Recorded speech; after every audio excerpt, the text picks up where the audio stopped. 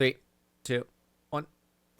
Welcome to the Buckhouse Podcast. I'm your host, Johnathan Buckhouse, with my co-host, Benjamin Buckhouse, my little brother. And this is the podcast where we just talk, brotherly talk, after a week of not seeing each other or doing things together. So I hope you guys are going to enjoy our episode. This is episode number 22. And literally, we start these things off with no topic, and we just start rambling or talking or going down rabbit holes. I am a full-time content creator, and Ben is on the pursuit to be doing the same thing. So we talk about social media, we talk about motivation, we talk about all things, everything. And bro, how was your week? Good. I'm getting stoked for my video that I've been talking about for a while now, my Minecraft video. Last night I jumped on stream for the first time in a while, and that was a lot of fun. I love streaming and I love connecting with people, so it was good to go back to that. And I always question myself, like, why do I start and stop that? It's usually like something in my life changes, and so I just kind of take a break for it for a little bit, and then life is just moving so fast, so then I don't come back to it for a little bit. But I love to go back into it, and I'm just excited, pretty determined at the moment to make some waves happen. So I'm stoked. I'm stoked right now. So if you guys don't know, Ben's information for his YouTube channel, his streaming, all that type of stuff is in the description of this video, also for my YouTube channel. So you can check out our other platforms there. But bro, would you say that the momentum is building as you get closer to that Minecraft video? Because I am specifically a very momentum person, and I'd love to kind of go down this rabbit hole. So would you say that you are also a momentum person, and can you feel it?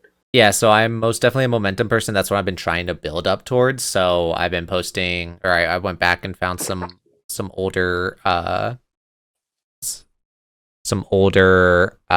that I had still that just weren't posted or edited nor posted. So I went ahead and found some of them and was like, okay, I can still make those. So I did. I went ahead and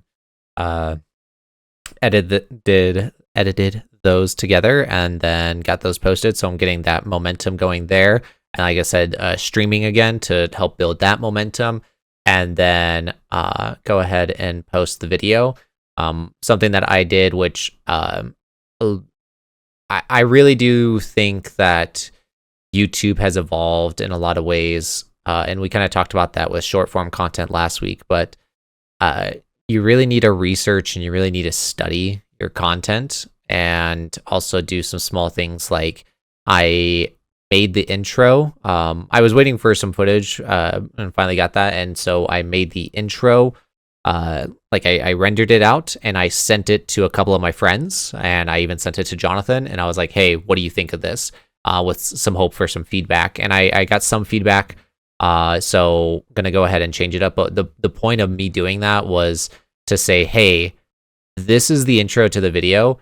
If you were to watch this intro, is it interesting to you? Like, would you continue watching this? And that's important because so many people blame the algorithm because the algorithm's not helping them or this or that, blah, blah, blah. And if you pay attention to any of the big YouTubers like Mr. Beast or any of them, they say, if you replace the word algorithm with audience, it is the same exact thing. It's not that the algorithm doesn't like your videos, it's your audience doesn't like your videos. So I'm really trying to study and analyze and get feedback and make sure that this is the best video and made the best way I possibly can to make sure that it does well. I've put in so much effort into this, and I'm so excited to release it. I hate when you put a lot of effort into something and it tanks. I kind of did that with the short yesterday. So for me, my momentum that I've been building, and I'm excited for your video, by the way, bro. I like the intro. I thought it was on point. But this is day 4 of posting 3 short form videos on short form platforms, period. So 3 on YouTube, TikTok, and Instagram mainly. And then I've been getting them on like Snapchat, Twitter, Facebook, things like that. But the one of them has to be a highly edited short, because I'm trying to just really go deep into the short game this upcoming season. And I got one where I like green screen my hand playing a controller, and I put it over snowboarding and added video game sound graphics, and I was like, this is gonna be insane. And like these video game graphics are like made by my buddy Chris James, who like makes music for commercials and things like that. And I was like, I made 3 of them. So the first one tanked, like not even 1,000 views. I was like, what? Come on, this was a cool idea.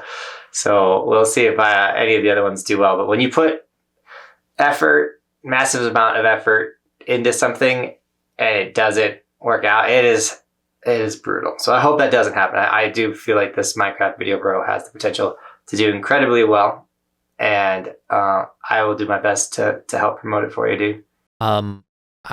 Let's dive into this video for a second, bro. Because I did see yours or the short form.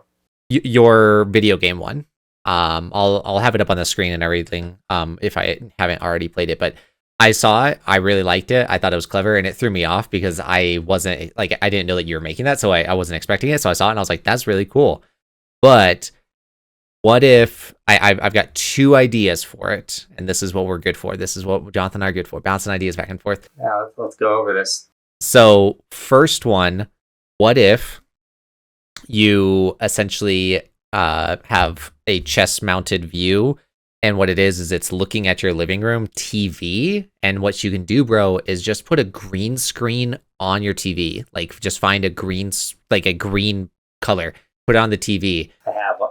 Yeah, I have one. Yeah. Well, you don't have to put a green screen on it, but more so just like on the TV, just find like a green image or whatever and have that up there. And then what you can do, bro, is green screen the video onto your TV. So that way it really does look like you're playing a video game in your own house. So that's kind of idea number one I had. That's a cool one. And then idea number two, what if and I could help you Photoshop it, but make like an arcade box and put the thing in it, like put the video in it and maybe make it like pixelated looking a little bit. And then it's like you're playing the joysticks like on the machine. Because the audio, which I may not play for the podcast, it's very arcadey feel. As I do have a pinball machine, so we could do something like that. My other thought, because I want to, so that was the short form test, but I want to make it a long form video. And I'm thinking long form in the sense of like maybe a 2-minute long video. And I think it'd be really cool to like film a scene of like Roman, like going into the living room, sitting down, turning on the Xbox, grabbing the controller, and then it like you said, goes into the TV, and then it's like, you know, really rad snowboarding with like video game sounds, and like it's just a fun, vibey, arcadey video. I like that idea a lot. And one thing that you would have to do, I'm sorry, I say have to, but like it would just add to the effect and add to the experience, and that's like a player selection screen. Yeah. Yeah, it's like choose your character. It's like cool. And so you like boot it up. Yeah, like choose your character.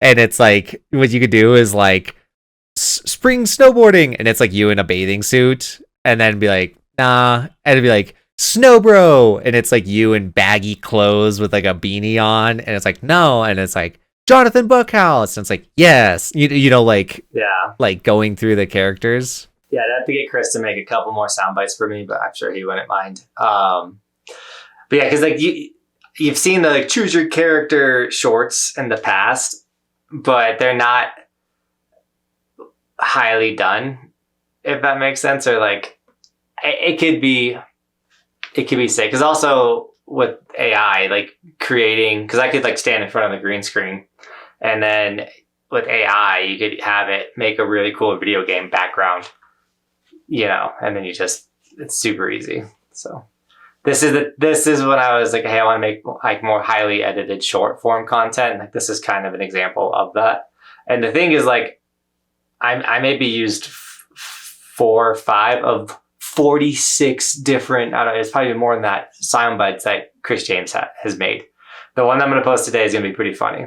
I'm stoked, bro. Stoked. And I'm stoked for me to be full-time social media, because then you and I can do more of this, of just like bouncing ideas, because I like this idea. We just got to capitalize on it slightly differently. It's funny because me and Bobby went and looked at a house. We're at this point where it's like, probably should really kind of start looking into buying our own property. And so we went and saw this house in Breckenridge that had a 2-bedroom lock off downstairs. And Bobby was like, think Ben wants to move in and work for you? I was like, I don't know, but It would be fun. I kind of thought about the idea, but I was like, no, Kirsty doesn't have any work options up in the mountains, like with her current job or anything, so it wouldn't really work out. but no, I love what we're doing with the podcast, and I really, bro, you've been killing it, like getting the edits done. Guys, my internet, I'm going through some struggles in recent time with my internet right now because I'm in the mountains and I can't get like Comcast or Xfinity. Like, see, I can't get super easy internet. I gotta get like satellite, super weird phone internet type stuff. Looked into Starlink, totally a possibility. What I'm trying to say is I've been having issues getting Ben the podcast, and he's like cranked out yesterday's episode in like that day and stuff. So I'm setting Ben up for failure, but he's not failing, and so I'm really proud of you, bro. Yeah, no, and we're cranking this podcast out as fast as possible as well because I leave for Vegas this weekend to celebrate my wife and my birthday. So it's like, yeah, we gotta capitalize on this as best we can. Jonathan's internet is trying to stop us, but we're saying no, we're making this happen. I'm so jealous that you're going to Vegas. Not because like being in Vegas is fun for 2 days. I don't ever want to be in Vegas more than 2 days because by the third or fourth, like especially the fourth day, you're like, I'm over this place. But man, I want to play some blackjack so bad, but I don't have to go to Vegas to play blackjack. But anyways, I'm just saying, like, dang, bro, have fun. It's gonna be sick. Now I'm excited. Mostly, it's gonna be kind of just like Kirsty and I just hanging out and chilling. The weather's gonna be stupid good. It's gonna be sunny and 100 degrees. That's what it says at the moment. And so we're excited for that. Kind of hang around the pool and everything. I'm bummed because we're coming to Colorado Springs this weekend, so we could have done an in-person podcast, but we're coming in to town to get tattooed by Steven, which is the guy that created the Evolution logo for me, one of my childhood best friends, or my first ever friend as a period in life. Still not acquaintances, we're still friends. And he's a graphic designer and then became a tattoo artist. And Ben actually has a tattoo by Steven. And now I'm going to get one. The tattoo that we've talked about on the podcast, the Nobody Cares Work Harder, that was done by Steven. So I got tattooed by Steven, or I got tattooed by Jonathan's first friend before Jonathan got tattooed by his first friend. No, I'm joking. But no, Steven's a good friend of ours. And something I actually did want to talk about, bro, and this is a great segue into it. Yes, Steven was the graphics designer that made the Evolution logo, like the Evolution logo that Jonathan's brand is. And do you remember like the creation of that logo in the sense of like I remember bits and pieces for the most part, but it's like we started the YouTube channel and you had this sticker on your helmet that you wore for years and you had multiple of them. And I remember I moved up and you gave me the sticker and stuff like that and everything. It's on this mini fridge right here. I can put it up on the screen, but do you want to dive into the story of like why we created the Evolution logo and everything like that? Do you want to take the reins on that? Well, essentially, I just loved the logo. I didn't originate the idea, but like you've seen this idea from like I've seen it go into kayaking or motorcycling, you know, like evolving from this to whatever sport you're into. That's kind of existed forever. But I loved the snowboard version of it, and I'd always rock it on my head, and I'd always get like crazy compliments and stuff before I ever did YouTube and things like that. So I was like, this is sick. So then we did start the YouTube channel. I was like, yo, we need a logo. And obviously I'm not going to just take someone else's fully designed logo like people have been doing with my logo, but it's such a pain in the butt. So I reached out to my buddy Steven and I was like, hey, like I'd love my own version of this. And then he was like, well, what do you want the snowboard icon to be? And we came up with this silhouette, and I have the photo. I'll send it to you, bro. But this photo right here that should be popping up over my head. If you're not listening, or if you're not watching, you're just listening. It's me doing a sliding tail block essentially. So there was a butter pad about 5 feet long, and I actually have the video of it as well. I could probably send you the video. but I basically hit the jump, did a nose grab, and dragged my tail at the same time. And so it's like a nose grab, tail drag, and we freeze framed it and snagged the photo. And that became the silhouette of the snowboarder. So if you get my logo, just know that the snowboarder is me, which is pretty cool. And I don't think a lot of people know that I am the image in the logo. And it goes a little bit deeper than that, because I was the one that filmed that clip. I vividly remember it. I just drove up to Keystone one day, I went up to the mountains one time and we went to Keystone, and sure enough, you were like, "Hey bro, I really want to get this clip. Can you go film? All I need you to do is sit right here." And I was like, "Yeah, sure." So I'm sitting there filming, and then sure enough, you go and do like you said, the like nose grab tail block right there.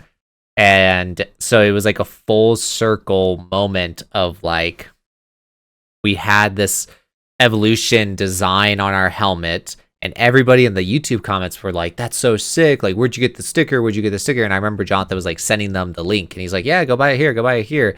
And I think we just had the realization, we're like, why are we sending people to go buy a sticker somewhere else? Let's make our own. So then, like I said, Johnathan went and reached out to Steven, went ahead and got that logo made. We had the idea of it being Johnathan as the final snowboarder. Johnathan found that image or that clip and was like, that's a dope one. So we went ahead and went with that one. And so it was just this like huge full circle moment of like Steven making the logo, evolution with the evolution sticker that Johnathan was already rocking, using Johnathan as the evolution, in which I took the photo / video of. Like, it was just this full circle moment, and that evolution logo is just, it's pretty crazy. It's lasted for a while now, and I don't think it's going anywhere. It's the reason why I'm here today as a content creator. This logo, you don't have to like me to like the logo, and that is a big thing that has made me successful on YouTube. Now the haters do want to say like, "Dude, you rip." Some people might say you ripped that idea, whatever, like things like that. But I think there's a big difference between getting inspiration from something and then creating your own thing, and then legitimately just ripping something. Like I have so many people legitimately ripping my logo, and it's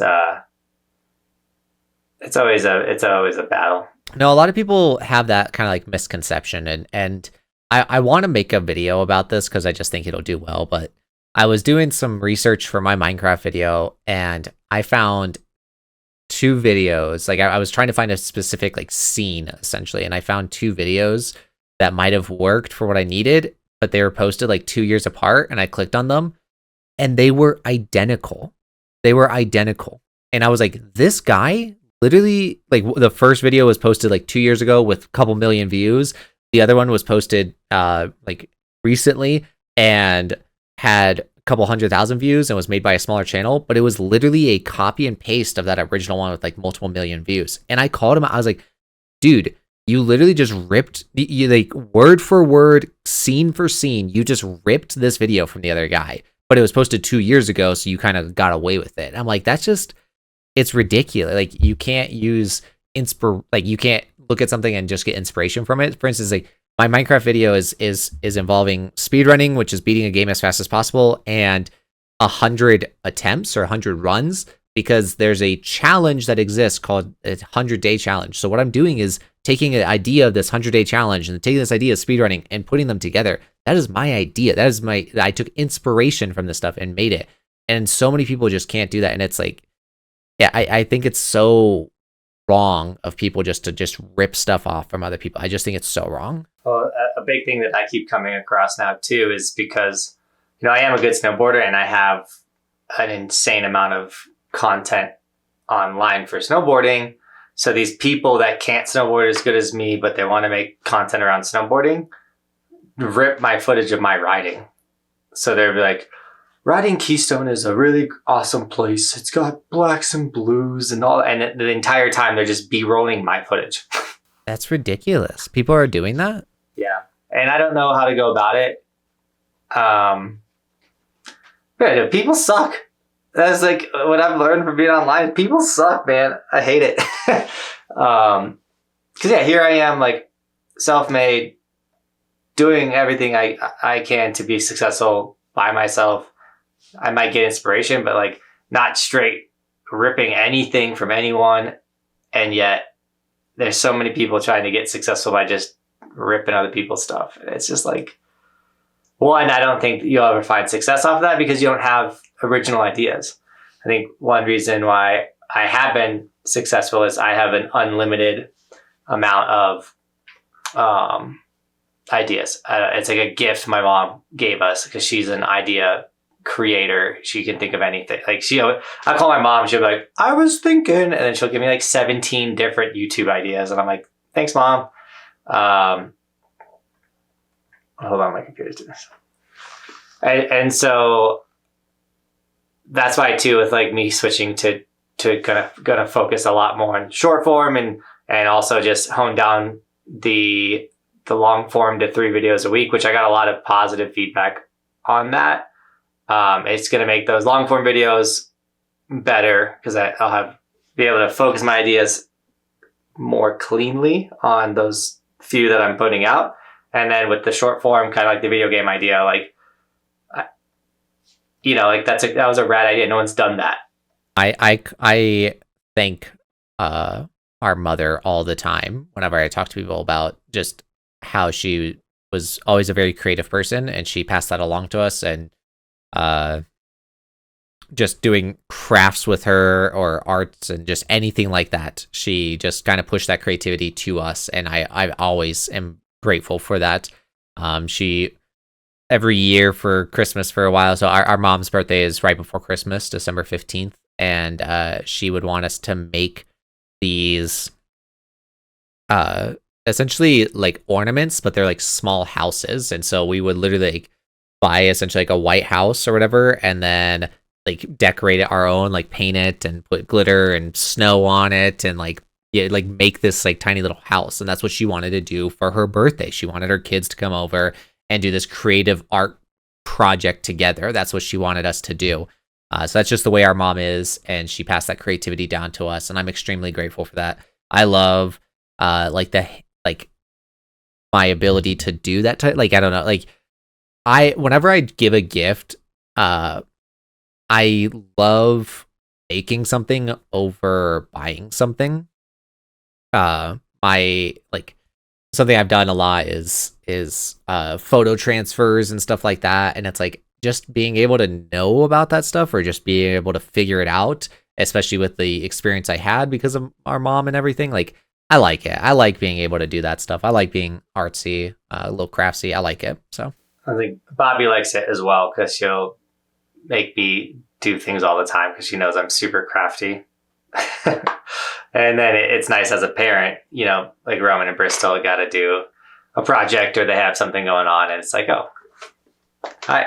Bobby's like, go, Dad. And I like help them with their art project or just help them if they want to paint, they want to do this or whatever. It's like, oh yeah, this is right up my alley. I could do pottery. I could do, we literally would go, like, I didn't go to school. My mom didn't. She homeschooled me. We just did arts and crafts. My entire education prior to the 9th grade was arts and crafts. We did a lot, especially with the church, because she would run like the single moms program and everything. So she would be doing stuff there, and then we would go and like somebody else would be doing arts and crafts with us, but we're still doing arts and crafts, right? And so it's crazy how like much just that simple act of while we were growing up has impacted the rest of our lives, right? Just us doing a couple hot glue gun stuff with popsicle sticks and little fluff balls and the twine and all that stuff, and now here we are making massive YouTube videos and enjoying it. It's crazy how we can go from something that's small to something that's big, and it's incredible, and I'm so thankful for it, and I don't want to stop that. I want to pass that along. I know that Kirsty's nephew last year for like Thanksgiving, we just decided to do some like turkey making stuff, right, with like paint in your hands, which that's super easy. But then we also did some twine stuff where we like kind of hot glued the twine to make a turkey and all that type of stuff. So like I love doing that, and I think that it's so much better than being on your phone or your iPad or whatever. So I'm excited. I like it. I'll never forget. So when I got hired at Frito-Lay, I had to go do this their onboarding at Frito-Lay is bigger than any other company I've ever worked for. And so essentially I went down to the Frito-Lay factory for 3 days for like intensive training and drive training and all kinds of stuff. Because you're driving vehicles, you're managing warehouses, things like that. And so it was like me and like 30 other people. And they put us into 4 different groups and they gave us Play-Doh. And this is like one of the first things. And they were like, you need to create with this Play-Doh something for something about Frito-Lay, and the winner will get these whatever amount of points. And at the end, and so like there's a bunch of things that had points oriented with it. And at the end of the training process, that whoever had the most amount of points could get like this like really nice Frito-Lay work gear. It's like better hats and shirts and things. Like they're just trying to get people to pay attention and work hard during this training program. And so one of the first activities was to use Play-Doh to make something about Frito-Lay. So people were trying to make like bags of chips, things like that. And Chester Cheeto, the Cheeto guy or whatever. So my group, it was like 10 people. I was like, everyone had the Play-Doh. They were giving ideas. And I just was like, guys, just give me the Play-Doh. And I literally like crafted Chester Cheeto out of the Play-Doh. And everyone was mind blown. And literally, it was crazy to see how bad all these adults were at like using Play-Doh or coming up with an idea and like doing it. And I think I saw this photo, but I legitimately like made this dude like image. I don't know. I crushed it. But my entire team just stood around and watched me do it. It was funny. I've never heard that story. That's crazy. But no, I'm not a big fan of Play-Doh itself. I don't like touching it. But no, I just I'm a texture guy. So certain things I just don't like to mess with or anything like that. And yeah, Play-Doh is one of them. I'm just like, yeah, and they make your hands smell weird afterwards and I'm not a big Play-Doh guy, but if I have to, I'll get it done. You can make anything with Play-Doh. Also, like it's like the ultimate kid babysitter. Like the kids are annoying me. I don't want to put them on the iPad. I'm like, Play-Doh? And they're like, yeah. It's also like super easy cleanup. Like it will look like it's a huge mess, but you just let it sit for like a hot second and then you just vacuum it up because it dries out. So you're just like, and it's super easy to clean up and it doesn't like stain anything. It's nice. Yeah, and then it gets stuck in the carpet fibers and then it's stuck there forever. We don't play Play-Doh on your carpet. Like that's not the move. But shifting gears, have you been reading any books, or are you on any good habits, bro? Yeah, I've been reading some books, or I shouldn't say reading. I've been listening. It's just I did start reading a little bit last night, but I'll explain that. But no, so I've got a friend. It's actually my old boss, Mr. James. Shout out James. Him and I are very similar in a lot of ways, and so we bond in that sense. And he wants to have a lot of entrepreneur journeys as well. So we like to talk and work together and just kind of motivate each other, but also check in on each other, kind of like accountability partners. And he messaged me the other day and said, "Hey, I've got a book for you," and I also had a book that I think that he would benefit from, and it was that book that I talked about, The Subtle Art of Not Giving an F.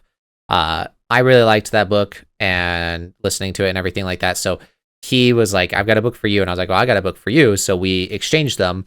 The book that he recommended for me is Relentless. Now that's a very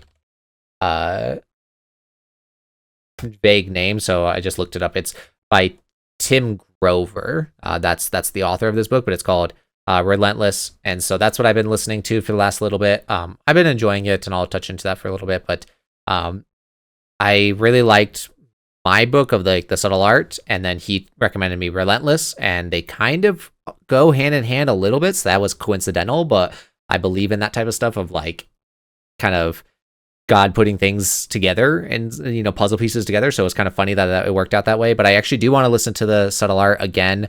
I think that listening or reading books multiple times is really good to get bits and pieces in different areas. And you might have missed it the first time, but maybe you pick it up the second time. So I want to finish this Relentless book. It talks a lot about about basketball, which I'm not huge into basketball, but I do love the Michael Jordan documentary, The Last Dance on Netflix. If you guys have not watched it, if you guys do not care about sports, if you guys do not care about the NBA, it was a phenomenal documentary. I don't care about the NBA at all, and I loved that documentary. So I do recommend it for everybody. But this Relentless book is like, he's the personal trainer for Michael Jordan while he's doing the documentary. It's crazy. And it talks about these 3 different types of people, where it's like the cooler, the closer, and the cleaner. And it's basically like, how do you take control of situations? And what separated Michael Jordan different from everybody is that he's a cleaner. He's going to get stuff done. That's the way it is. So we've been listening to those. I've been really enjoying it. And then last night, I actually dove into reading Proverbs in the Bible, actually. So that's what I was actually reading last night. So yeah, that's where I'm at right now. What are you up to, bro? Well, I got a book for you. I just held up a book, but I highly recommend this, and I have it, bro, so I'll give it to you the next time I see you. But it's Man Up by Bedros Keuilian, How to Cut the Bullshit, Kick Ass in Business and in Life. I read this book not too long ago, and it motivated the living crap out of me. And I think for you, bro, it'd be a really beneficial book. So that's one book that I'd recommend for you that I don't mind passing your way. And yeah, getting book recommendations is huge. One of my favorite sayings is, it's not about how many books you read. It's about finding like a set of multiple books that you read multiple times. Cause like you said, like you might pick up on something one time and then you read it again or listen to it versus reading it, and you pick up on a new thing. So as many times as you can dive in and go through a book, definitely going to be very beneficial. I don't have the book with me. It's in my bedroom because I'm with 75 Hard. You got to read 10 pages a day. And I've almost finished my first book doing 75 Hard. And that is What Got You Here Won't Get You There, which I thought was, I was like, oh, this is going to be the book to answer all my problems. And sadly, it's not. It was more based on like, hey, you might have gotten here, but you probably have these character flaws. And if you want to go further, you got to fix these character flaws. And it's just like dudes who like, he's a coach for like high CEOs, CFOs, things like that. And he's like, these are the traits that they normally have. And they like how they talk to people, how they interact with people, things like that. And so kind of like, is how do you kill these bad habits or these perceptions, or how do you get positive feedback on who you are as a person, things like that. And so like, it didn't really resonate with me too much, but my next book I'm going to jump into is Holy Habits, 10 Small Business Decisions That Lead to a Big Life. And it's more of a Christian based habit book. So I'm excited for that. I'm stoked to hear that you're reading a book or dove into Proverbs. I personally like to read a Proverbs a day for every day of the month. So today's the 27th, you read Proverbs number 27, and you just keep that habit. So it gets you in your Bible every day. But 2, Proverbs is the book for men. And so there's a lot of really good information in there, especially for young males, on like how to live not only a godly life, but a successful life. And it talks about like, don't be going into debt. Like, don't be Captain Save a Hoe, and the Bible doesn't say that, but don't like try to find a woman will ruin your life. It literally says that, like, if you get the wrong woman, like it can ruin your life. And like, don't cheat, don't be adulterous. Like, it's a really good book for like living a solid life. And it's crazy. I've read through Proverbs, if not 100 times, and like I still pick up on new things every time I'm reading through it. And so I'm stoked to hear that you did that, bro. Real quick for the watchers, yes, I did just take off my hoodie.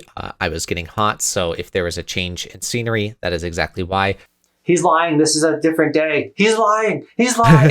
He's lying. But I 100% know what you mean, bro, where it's like you read like the first page of a book, or like the intro to a book, or even just the cover of it, and you're like, this sounds amazing. And you're like, this is going to be dope. This is going to be the book for me.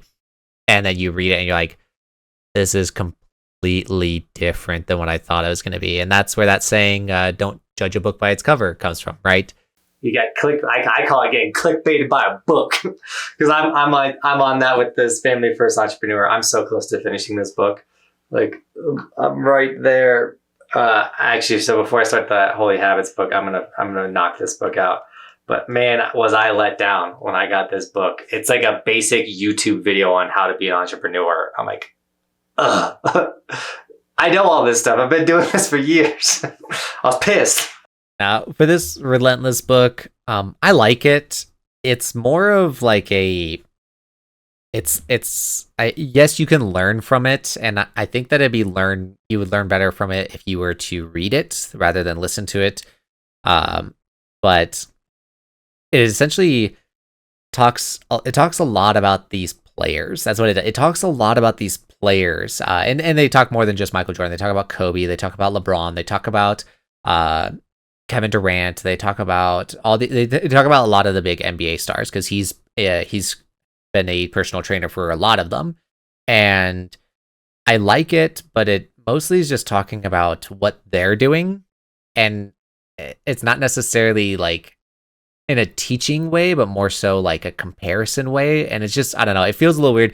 It's still good information, and it has, I believe, 13 different attributes that you need, but I really liked the way that they talk about it. They say this list of 13 attributes are not going to be numbered 1 through 13, because the human brain, when it sees a list going from 1 to 13, it values 1 as the most important. But no, 1 is not the most important. 2 is not the most important. 7 is not the most important. All of these are the most important. All 13 of these are essential and the most important ones. So every single one of them is listed off as number 1, blah, blah, blah. Number 1, blah, blah, blah. Number 1, blah, blah, blah. Because it's like every single one of these are important. So if you want to be this relentless person, if you want to be this cleaner, you have to have all 13 of these attributes. So it's a good book, but it's not my favorite book that I've listened to or anything like that, or even read. But no, I'm excited to. I don't want to go all preachy for the podcast or anything, but it's like I am excited to continue to read the Bible. It's the first time. Last night was the first time I dove into it in probably like a decade. It's been a very long time. Probably been over that. I really do feel a connection with God right now, and I feel like I'm on a good path, and I feel like that is all because of Him, and so I want to continue to do that. It's a very strange path for me. I know that sounds weird, because like Johnathan and I went to Christian schools growing up, and our mother was very religious growing up, and so this isn't a foreign concept to me, but I'm seeing it in a different light, and that happens to people. You know, some people don't appreciate their religious time until later in life, or they had that upbringing, and then they get into trouble and they do their thing, and then they come back to it, or this or that, whatever it may be. But I do just want to say, honestly, it was mostly because our grandpa.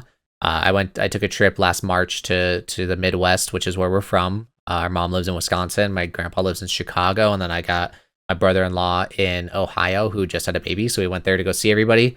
And while I was with my grandpa, the State of the Union happened, so a lot of political stuff. And our grandpa is very political. He's a very far right winger and everything like that. But that's besides the point. The point is, though, he was saying that, as religion has left this country, a lot of bad things have come with it. And that became very obvious when him and I were talking and just going over it. And I was like, that is very true. Whether you like religion or not, I think that a lot of my morals, a lot of my qualities of who I am came from my time in church and my time in a Christian school, because to be honest, our parents weren't around that much. My mom was working a lot, being a single mom. Our dad was just gone.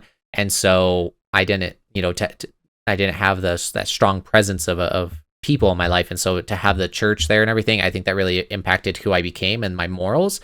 And a lot of people don't have that opportunity anymore, because a lot of people have strayed away from the church. And now, theft is higher than ever, crime is higher than ever, all this stuff. And it's like, I saw that very clearly when I was talking with my grandpa, and I've never had that opportunity to talk with my grandpa and get that experience. So I'm very thankful right now. I'm in a very different spot in my life, and I'm excited. I'm really looking forward to what's next. I'm excited for you, bro. And I know personally I went through some really hard stuff recently, and I think that's where faith really benefits people is it just brings a level of peace. And so like in a time where my life was chaotic and scary and unknown, I was able to, lean back and fall back on my faith and find comfort and peace and, find scriptures that also brought that comfort and peace and let me know like everything's going to be okay and everything is okay and has been okay and it all worked out. But always having something, I don't want to say fall back because like obviously you want to live a godly life. You want to always be connecting, not just in times of trouble or hardships, but it is true that like when things are going smooth, it's harder to remember like, oh, read my Bible, pray, things like that. And then when you feel like the roof is falling down, you're like, dear God, please help me. This is awful. So, but yeah, we grew up in church, went to Christian schools. Our mother, I was given many ways of how we could literally like told like, this is what a Christian is, this is that. And I like that recently I've been able to go find my own not version of God, because there's only, or like, you read the Bible as one version through the Bible, but like go like get these answers for myself, like go read the Bible for myself. And instead of just, oh, I heard the story of Noah. Well, now I've actually read the story of Noah and you get to see how much some pastors embellish and some people embellish and things like that. So I'm not a fan of churches at all, or honestly, I'm not a fan of religions at all. I'm a fan of the Bible and my own personal faith. I was going to say that same exact thing, bro. A lot of people say this, and I know Johnathan and I have preached it, and even Steven, we talked about it, the tattoo artist, once again, guys, we talked about it when I was getting tattooed. The church that Johnathan and I met Steven at is a very cultish church, and that's how a lot of them are, and that's just the sad reality. And so a lot of people hate religion because they have bad experiences with it, and I believe that. I strongly do. I've had bad experiences with churches, and I know that not every church is the right, like it's not good, right? In my opinion, religion itself is very culty, it's very manipulative, like Johnathan was saying, it's how that pastor perceives the message and then projects it. But really what it is, and this is what God believes in fellowship, but he also believes in just having a relationship with him. And that's where I'm really focusing right now, is just having a relationship with God. Because like what somebody else is telling you versus what you are hearing from God can be two completely different things. And so I'm really trying to value that relationship with God and really build that relationship with God at the moment. And I agree. Like I don't know if I'll go to church. If I were to go to church, oddly enough, the one where I met a good friend of mine, Keenan, I actually just had dinner with him the other day, and I'm very thankful for that. And his dad is the pastor of the church, and he's the best pastor I've ever met in my entire life. As in, he doesn't judge people. I know, I say from personal experience, it was not me. I'm clarifying that now, not me, but it's more so I know the story of like a gay person wanted to talk to him. He's like, he was mad, and he's like, I want answers. I want to talk to a pastor. And so a friend recommended a Pastor Keith, and Keith literally just with open arms just talked with him and was so welcoming and so just open. And you don't get that from most pastors. A lot of people in the religion just want to shun those people away, and it's so sad and it's so wrong, right? And it's like, no, we're supposed to be welcoming to people and everything. So I'm excited to build my relationship with God. Religion is a gray area for most people, but it's like having that relationship with God is the only thing that's important. So what I hate about this world that we live in nowadays, especially like online, things like that, is it's hard to be like, oh yeah, like, I'm religious. I believe in that there's a God, because then there's going to be some people like, oh, I'm not following you. Like I hate that. Like Christians are this, and they just box you into this, like you hate gay people and you're transphobic or you're this or that because you're religious, and you're like, hold on, man, like that might be some Christians, but like that's not me. Like I love everybody. I think everybody is like awesome, and like what you want to do and the way you want to live your life, like that is on you. And if you want to come talk to me about certain things, or got questions about the Bible, I'll give you the best that I've learned. But like same thing with politics. Like just because you live in Missouri and have a different opinion than someone that lives in California, doesn't mean you guys got to hate each other or not like each other, or that opinion is wrong or different, like, and it is nerve wracking for us to even on this podcast being like, oh yeah, like I grew up religious and I am reading my Bible now and I'm excited to go down a new road of finding faith and maybe I'll go to church. And someone I literally might be like, that's lame. You're weak. You hate gays. Like, like they're going to say something. They could not, or they could just think it, but this online is so polarizing nowadays and it's brutal. And the fact that you can't just, but you can't express yourself. It's such a weird world to live in. 100%, bro. I think that where the world has never been more, and I say the world, I have to take this into consideration all the time, and I have been, but we live in America. What are we to complain about, right? And there's, the British government right now is arresting people because of, they're saying certain things or this or that. It's terrible. It's terrible. We are so gifted to be to be born in the United States and to be American citizens, and I'm so thankful for that. United States citizens. I need to clarify that, but I'm very thankful for that. But it's like in this country that we live in, we have never been more divided, and it's so sad. And it's because of these. We can't accept others for who they are in general. A lot of Christians can't accept gay people, but gay people can't accept Christians. It's like it goes back and forth. Or it's like people that are left-winged politically can't accept right-winged people, but right-winged people can't accept left-winged. It's like we can't accept each other, and it's like that. Like you're saying, we live in different parts of our different areas in the United States, and the United States is massive, right? So it's like we live in different areas. We require different needs. We have different values in our life. It is okay to be like that, though. It is okay to have different opinions. Something that I preach all the time is that an opinion can't be wrong. It's an opinion, right? So just because it's different from somebody else doesn't mean that I need to hate you for it or this or we're so divided. But reality is, why can't we just realize that it's like, I'm going to do what I'm going to do and you're going to do what you're going to do. That's okay. That's okay. You do you, I'm going to do me. To me, the crazier thing is like what's happening in Britain is like people are okay with it. That wouldn't be a thing if the masses, if there wasn't a large amount of the population that are like, yes, we should throw people in jail for what they say online. And it's like, ooh. And then being here in America, it's like, oh man, that sounds brutal and insane. But there is a lot of people in America that would be so stoked for that or want to go that route. And then I know personally, like, not to get crazy political, but I didn't get the COVID vaccine because I'm young, healthy. I was like, I'm an athlete. I don't need to be pumping stuff into my veins and things like that. And then in hindsight, a couple of years later, it's like, I'm so freaking happy I didn't do that. But the way people were like treating the non-vaxxers, the people that didn't get the vaccine and they wanted to, like, don't let them go get healthcare, blah, blah, blah. Like, I've personally never seen American citizens, I don't want to say act like the Nazis, but like it totally makes sense how Germany and the Nazis all like got the mass population to believe a certain thing and go out and like hurt a whole different group of people. I don't know. People are sheep. They're sheeple. The masses are followers. And so when they go online and people are like, you need to hate this person because he's racist, and that person's like, yo, I'm not racist, stop calling me racist. And then it's, I don't know, this is getting wild, but this world's hard.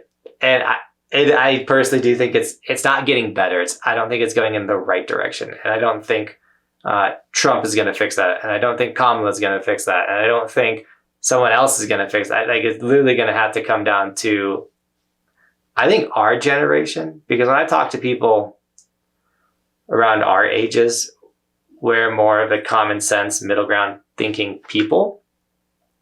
And then the older generations are just like so set on their side. And it doesn't matter what you say, like they hate that other side so much. And I'm just like, dudes, we got to stop this closed-minded thinking. I guess that is literally killing us. Where I stand with this like younger generation and everything is I do believe that my age and younger, now I don't relate with people my age. I don't like the whole like millennial, Gen Z, all that stuff, because my siblings are all older. Johnathan is one of my best friends, and he has been for a very long time, and he is 8 years older than me. I relate more with Jonathan's age group than I do with my own age group. My wife is 8 years older than my wife is Jonathan's age. Like, I don't relate with people my age. I relate with the older audience. And so people my age and younger are very manipulative or manipulated by the masses. I think that they're sheep. I don't really like my generation in any way. I don't think that they've got that common sense like you were talking about, but also going back to that older generation, I agree with that. I believe that there's a lot of really common sense minded people that are older, but also I believe that there's very one-sided people as well. There's one thing that I just want to ask for everybody in this world, or everybody in the United States though, is don't be don't be, I'm blanking on the word, but don't be loyal to a party. Don't be loyal to the left side, the right side. Don't be loyal. Be loyal to the United States. Period. Just be loyal to the United States. Whether that's the left side, whether that's the right side, do what's best or do what you think is best for the United States, because in reality, that's what matters. It doesn't matter of who's winning or this or that. What is going to benefit the United States? Us. What's going to benefit us? And that's what I care the most about. And I really think that politics has become this game essentially, and it's toxic. It's terrible. I'm not a fan of it, but I just want to make sure that we make the best decisions for us in the United States. I think us, and then also for yourself. You got to make the right decisions for you and your family, like hands down, period. I a big thing in the snowboard industry is like support local shops, and then you go into a local shop and the snowboard's like got a 10% upcharge, or like it's more expensive, and I'm like, no, dude, like go on Amazon and get the same thing for $20 cheaper, if not more. Like, take care of you. Like I'm not a fan of, you got to take care of number one first, because if you're not taking care of you, then it's going to be really hard for you to help others or be able to do something. So make the right decisions for you and your family as well. Don't just be dedicated to one side because your parents voted that way, or your friends, or you're scared type stuff. Yeah, and that's kind of what I was getting at. Like, that's why I said what you think is best for the United States, and I'm essentially saying yourself, right? Like, but like for you and the people that are around you, right? Your family, and what's going to best be beneficial for you, your family, and the people around you. That's what matters the most. And that can be, like we talked about, that can be different for everybody. A lot of people need to have these, I don't want to say rights, I don't like that, but it's more so like they need to have these changes in the way that we think to benefit, because they've got a family friend that has this certain belief or whatever, and they believe that that's what they need to do. Cool, good for you, that's okay. But for me, I believe that our economy is terrible right now. We need to change that, right? That's where I strongly believe. So that's where I stand with things. But other thing, going back to freedom of speech, if you guys do not use Twitter, you need to. If you don't understand it, if you don't know, like, whatever, figure it out, learn it. Twitter, and whether you hate him or not, Elon Musk is standing by that. Twitter is for freedom of speech. You can say whatever you want on Twitter. But the best thing is that on Twitter, there are community fact checks that go underneath posts, and they will expose any lies and BS that is on the website. And Twitter is amazing.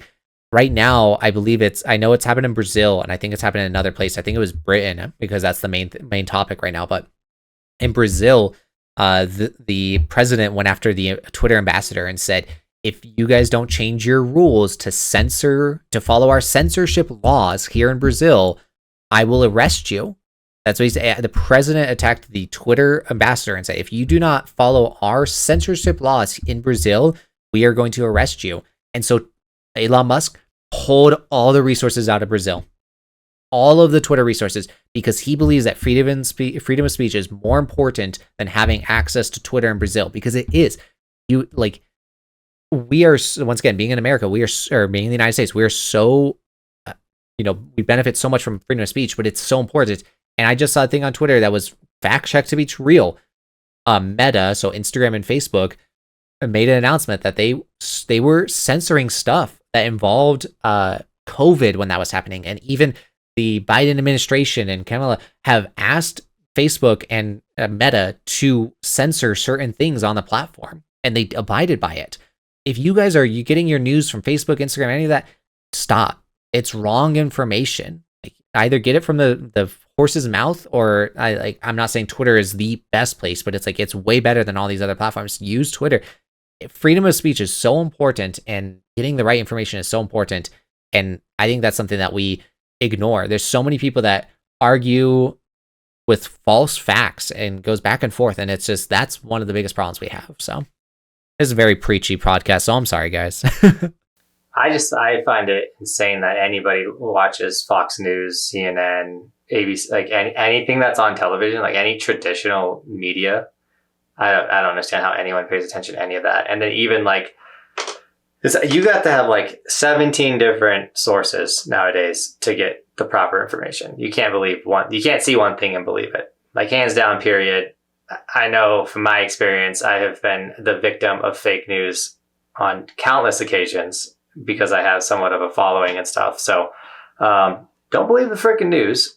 And then the other thing that I just wanted to say, which is wild, is you don't get to opt out of a society. Period. They say like, you know what, man, I'm over the United States. I want out. Well, then you got to go somewhere else. You got to get into a different society. And like, it is crazy to me that there's not there's always going to be a government. There's always going to be laws. You can't go anywhere and just be like, I ain't doing this thing. Like, no, you have to. Like, period. Like, those days are gone where you're like, I'm just gonna like ride my horse really far west and never see another human again in my life. Like, you don't get to do that. I know I can't because of I love my video games too much, and I also do the podcast and everything. But it's like, dude, I've kind of dabbled with, or I say dabbled. I thought about it, I was like, I need to learn like survival instincts and just go move into a cabin in the woods and just go off grid. But that's crazy person talk kind of. But it's more so, it's like, yeah, like you're saying, crazy. You can't just like separate yourself from the world. Like, you just can't anymore. And one day I'm gonna buy an island and just. You can't like I disagree with your online censorship law. I disagree with that. Like, I don't want to be a part of this. Like, you don't get to opt out if you're in Britain. That's the new law. That's just the way it is. It is just like, what? I say, like, I don't want to pay taxes. Like, I don't drive on the roads. I don't do this. I don't partake in any of this stuff. I don't want to participate. Well, you don't get to not do that. You got to do it. And it's, I don't know. When you just think of it, life is crazy. Life is hard, and everyone has their own versions of hard or different. So just because we live in America, we are extremely blessed. Like, that is a fact. It doesn't mean our life isn't hard, just like someone else's life isn't hard in a different area. And we talked about this many times on the podcast. Like, pick your hard. Also, like, what you focus on will affect you. So if you do sit and focus on politics, it will affect you, and you will think about it. Obviously, being aware of what's going on in the world, and being in America, if you're listening to us ramble and you don't live in America, just like, this is an election year. It dominates our news cycle, our socials. It's everywhere, so it's hard to like not talk or think about it or bring it up. But what I encourage you is, one, no matter what side of your aisle on, you're welcome at this podcast. We're here to give inspiration and also to kind of create conversation in the chat. So feel free to opt in and say something, especially if you live in a different part of the world and you have a different perspective. Like, I'd love to hear it. I'm all about it.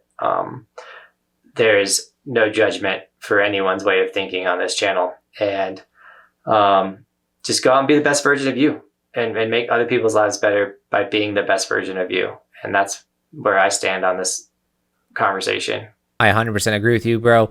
If you guys are listening to us for the first time, this is not a typical podcast of ours. So whether you enjoyed it or didn't, next week will be different. So hopefully you come by for that. Every week's different. If you are a returning, yes, every week is different. Because you don't show up with a script. We just start talking. And if you're a returning viewer, you know that this was a slightly different podcast. I hope you guys still enjoyed it. Like I said, look at those chapters for all of our podcasts to pick and choose what you want to listen to. But we appreciate you guys for listening, watching, enjoying, commenting, being a part of the conversation. Like Johnathan was saying, we strongly believe in just accepting people for who they are. We are not here to judge. We are not here to hate. We are not here to segregate. We are not here to be that type of person. We are here to welcome you guys into the conversation. So let us know what you guys think down in the comment section below. If you guys missed last week's podcast, I'll throw it up in the top corner right over there. And we will be back next week with another podcast. Anything else to say, bro? And the books we mentioned, we can link them in the description. We'll link those down below. If you want to snag one of the books and read them and then comment like, hey, I read Man Up that Johnathan recommended, or The Subtle Art of Not Giving a Fuck like Ben is reading, whatever. Yeah. And then, not to make this a book club, but I am a big advocate of self-improvement, and books are a big way to be self-improving. And because I've literally gone from just being a minimum wage employee to now a very successful business entrepreneur, social media person, because of pursuing books and self-improvement and things like that. So I'm a big advocate of it, and I'd love to talk to you guys about books that I've read or things like that. So if you want to do that, do that. But with that, that's it. Like, subscribe. Thanks for watching. Peace.